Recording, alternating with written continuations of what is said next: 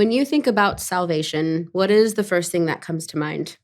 I feel like for a lot of us, when we think of salvation, we think of heaven, future with the Lord, which is very much true, but it is so much more wonderful than that when it comes to our salvation. If we look at Genesis 3:8, it says, "Now they heard of the Lord walking in the garden in the cool of the day, and the man and his wife hid themselves from the presence of the Lord among the trees of the garden."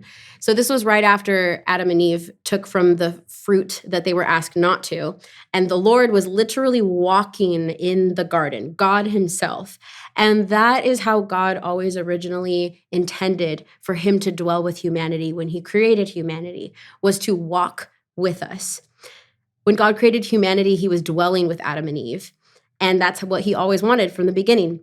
And so, how can we keep this as a reminder when it comes to our salvation? When we look at our salvation and Jesus dying for us, we have to remember that walking with the Lord is all part of it. A lot of us can get into the dangers of looking at what Jesus did as kind of like a one time payment, kind of like a get out of jail free card. Like, okay, I'm free, I'm good, I accepted Christ, so I can just live my life because God has forgiven me. And yeah, in Hebrews it does say that Jesus died once and for all, but He died so that way we can be with Him. So that doesn't start with the future heaven that we go to after we die. It starts right now.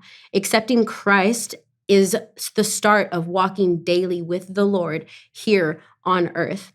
In Luke 17:20, it says, "Now having been questioned by the Pharisees as to when the kingdom of God was coming, He, being Jesus, answered them and said, 'The kingdom of God is not coming with signs to be observed, nor will they say, Look, here it is, or there it is, for behold, the kingdom of God is in your midst.'" He said that's here, that's right now.